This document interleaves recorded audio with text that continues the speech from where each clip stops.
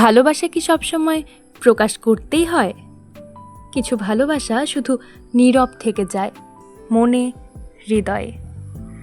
আজ আমরা এমনই এক তরুণীর গল্প শোনাব, যার ভালোবাসা হয়তো সে জানতে পারেনি, কিন্তু ভালোবেসেছিল হৃদয়ের সমস্তটা দিয়ে। ভিডিওটি পছন্দ হলে একটা লাইক আর কমেন্ট করে জানাবেন আপনার মতামত। আর এমন আরও গল্প পেতে অবশ্যই সাবস্ক্রাইব করে পাশে থাকা বেল আইকনে ক্লিক করতে ভুলবেন না। চলুন শুরু করা যাক আজকের গল্প, শেষ চিঠি। তিথি নামটা শুনলেই যেন মাথায় আসে একটি শান্ত মেয়ের ছবি, ক্লাসে চুপচাপ, তবে চোখে গভীর কোনো স্বপ্ন লুকিয়ে রাখা। কলেজে ভর্তি হবার প্রথম দিনই যাকে সে প্রথম দেখেছিল সে ছিল অনির্বাণ। হাইটে চড়া, গায়ে হালকা গোঁফ, আর সেই হাসি যেন আলো ছড়ায়। তিথি কখনোই কাউকে তার মনের কথা বলেনি, মনের কোণে একটা স্থান বরাদ্দ করেছিল অনির্বাণের জন্য।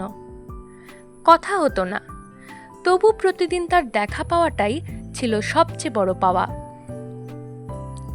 অনির্বাণ ছিল খুব অ্যাক্টিভ, নাটক, ডিবেট, ক্রিকেট সবেতেই। আর তিথি ছিল ঠিক তার উল্টো, কিছুটা যেন ভয়, কিছুটা সংকোচ, কিছুটা নিজের দুর্বলতা।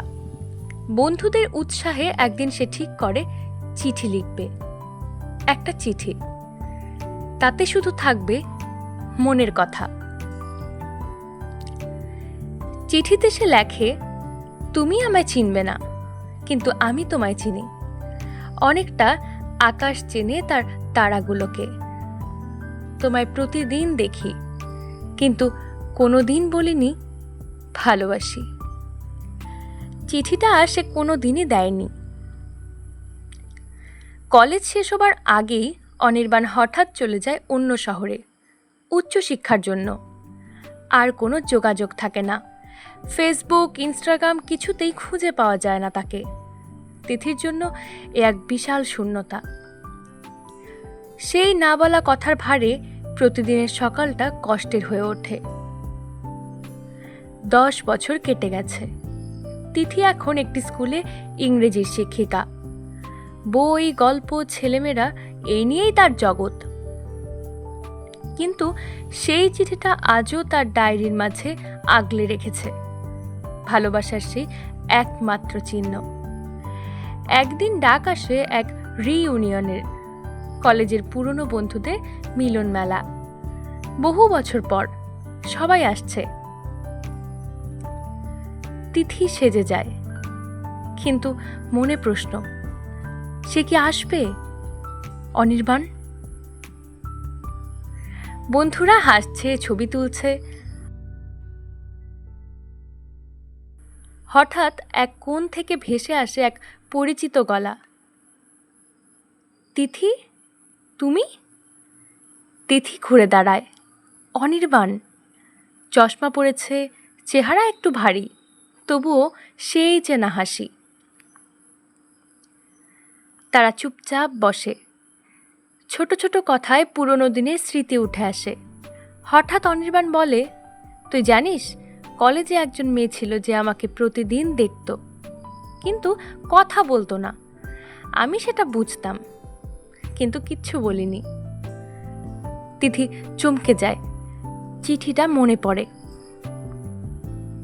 রিইউনিয়নের শেষে তিথি বাড়ি ফিরে চিঠিটা খামে ভরে পাঠিয়ে দেয় অনির্বাণের ঠিকানায়। কোনো নাম নেই, শুধু লেখা, ভালো থেকো, তুমি সুখেই থাকো। সপ্তাহখানেক পরে উত্তর আসে, তুই যদি আগে বলতি, জীবনটা হয়তো অন্যরকম হতো, কিন্তু তোর ভালোবাসা আমার সবচেয়ে দামি স্মৃতি হয়ে রইল। ধন্যবাদ শেষ চিঠির জন্য। ভালোবাসা সবসময় পেতে হয় না, কিছু ভালোবাসা শুধুই অনুভব করার জন্য হয়।